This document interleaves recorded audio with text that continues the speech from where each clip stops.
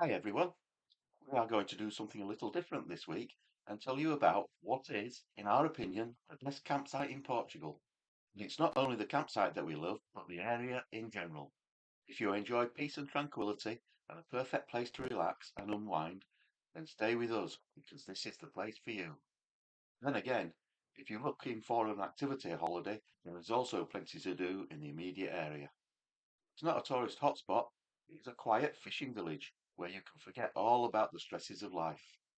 Porto Covo is situated on Portugal's west coast, about midway between Lisbon and the Algarve, close to the towns of Sines and Villanova de Mil Fontes. First of all, let's tell you about the campsite. Costa Do Vizir is a beautiful campsite, in our opinion, and beats Campo Turismo in the Algarve hands down. The only thing this place has not got compared to Campo Turismo is an indoor pool and spa, and the staff here are very friendly and helpful, unlike Campo Turismo. The site has many awards from AXI, the latest being Portugal's Best Site in 2023 and Portugal's Best Sanitary Facilities in 2024. They even have separate toilets and showers for children, all in miniature. Very cute.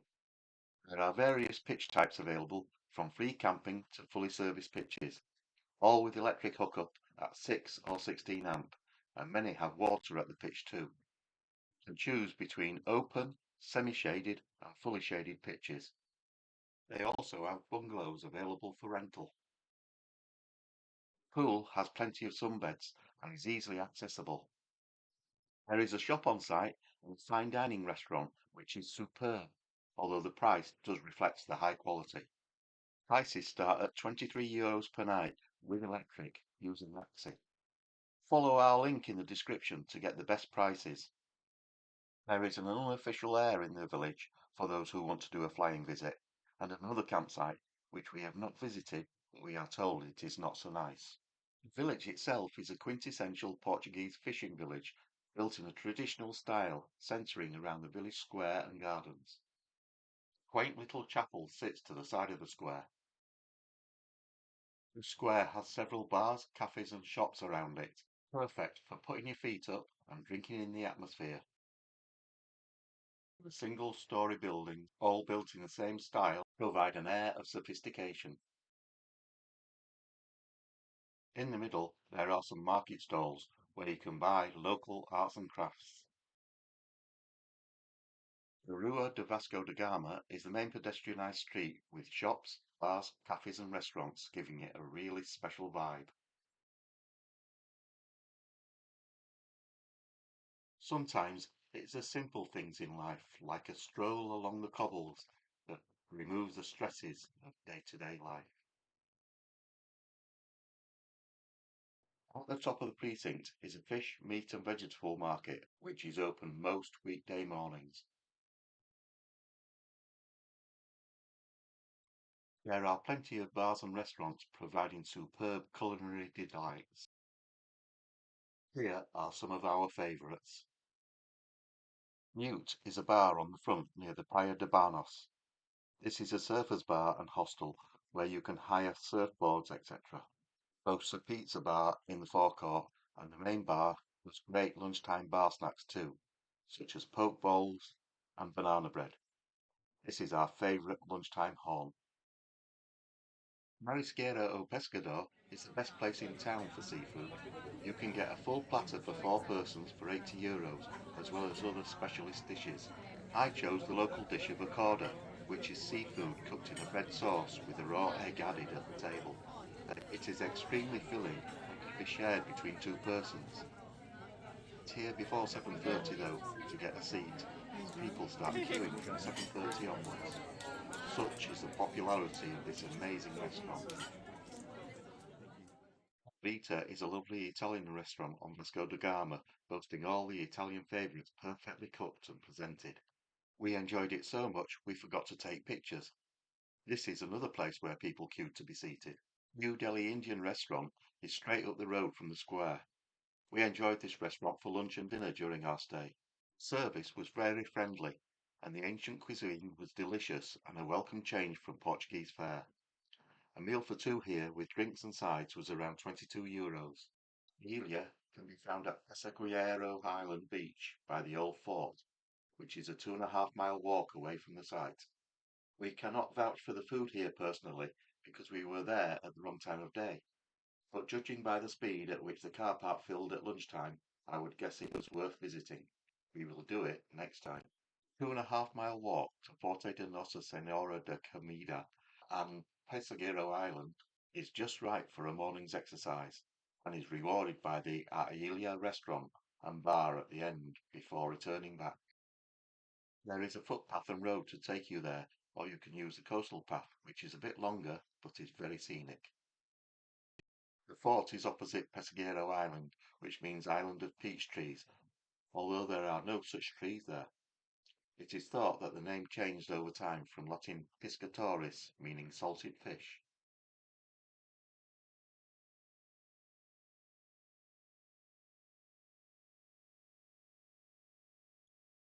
There are a total of 14 beaches within a 2.5 mile walk in either direction from the campsite, so you could visit one a day for a fortnight. To be honest, we still have 4 more to visit in the future, but one of them we might give a miss to.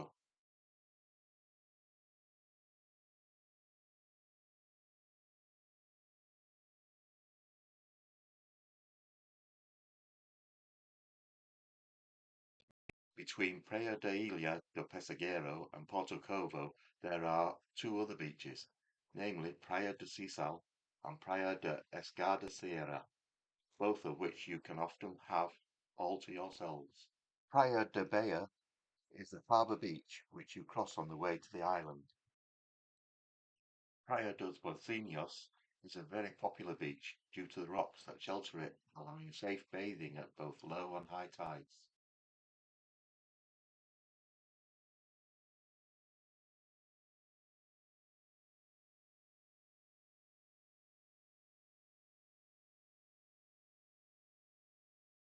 Praia da Gaivota used to be my all-time favourite beach. It is only accessible by a cave from Praia do Banho, which results in it being quite secluded.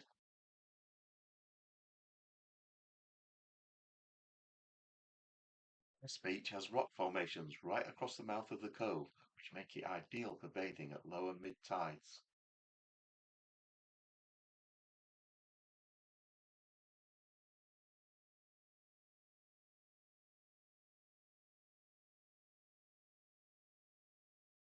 At low tide, you get an illusion of being lower than the waves as they pummel the rocks beyond.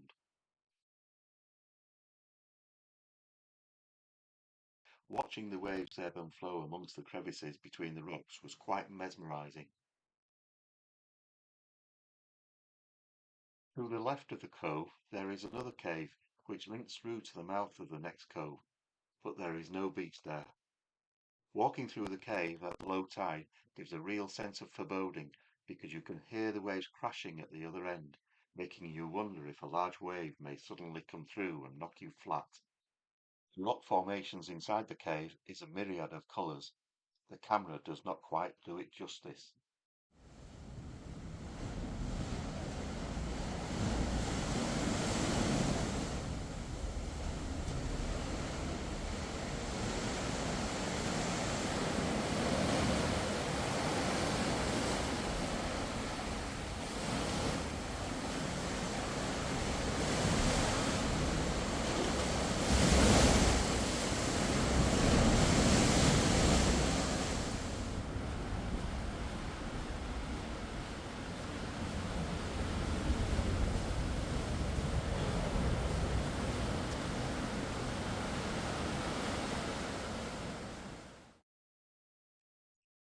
Beautiful white sand beach is sheltered by rocks at the mouth of the cove, and as the tide rises, it allows for some invigorating bathing as you stand in a position where waves hit you from 3 directions simultaneously.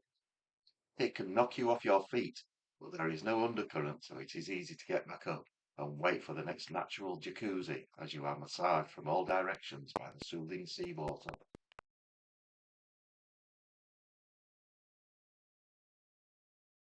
As I said, this was my best beach ever. Alas, when we returned in 2024, 3 meters depth of sand had been washed away by spring tides, and the beach was no more. We can only hope that one day the sands will return. Even so, we still enjoy Porto Covo's beaches in 2024 because there are so many coves on offer. Praia do Banho is, as the name suggests, a perfect bathing beach directly below the Mute Bar and Cafe.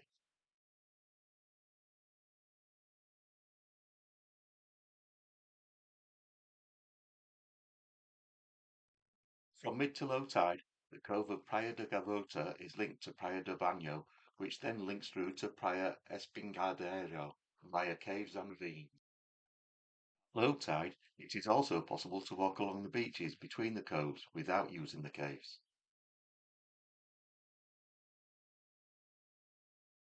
Passage from Praia do Banho to Praia Espingardeiro is a ravine with a couple of sections of cave in the middle.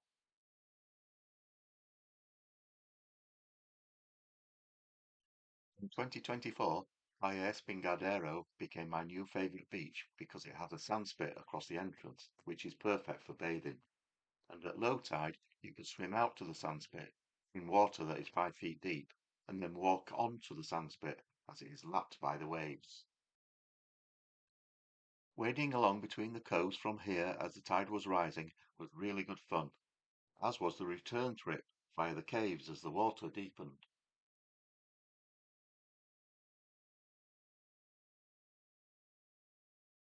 This cove has two beaches with fine white sand, one of which is very sheltered from the wind.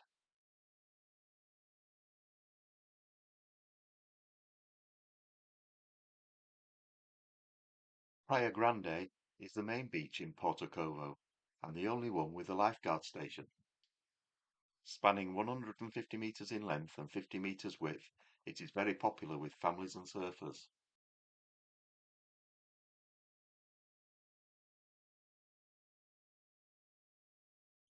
This beach has toilet facilities and a beach bar called Amar, which is run by our campsite. The waves here are perfect for surfing, and there is a very little undercurrent, making it very good for swimming too.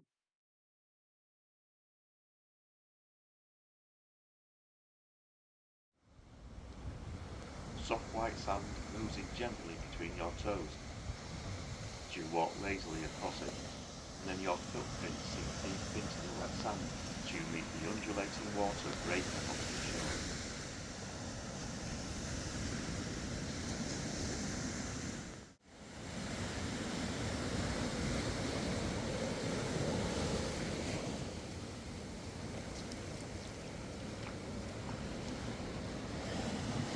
Low tide, you can leave the beach on the right hand side, which takes you round to Praia do Cerca, which is actually two beach coves around 200 metres long.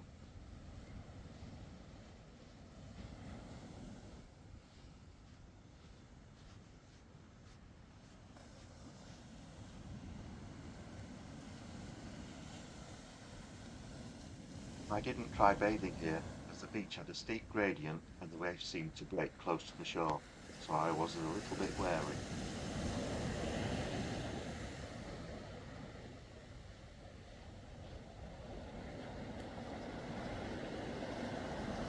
On the other side of the Praia de Cerca is Praia Naturista do Salto, which is where all the naturists hang out, literally.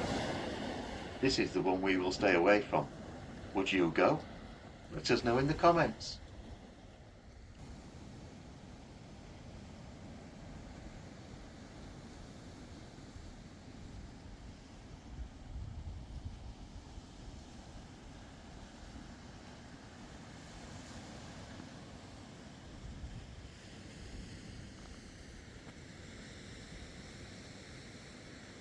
Beyond the nudist beach, there are four more beaches: Praia do Cerro da Águia and Praia de Porto Covinho, which are small secluded coves. Praia de Samoqueira is a rugged stretch of sand with rocky outcrops, caves and a waterfall, plus natural pools at low tide. Great for children. Praia de Canudos is a long sandy dog-friendly beach, which is also occasionally used by nudists. Let us know if we have inspired you to visit Porto Covo, and if you have already visited, let us know your thoughts. Thanks for watching, and don't forget to subscribe to the channel.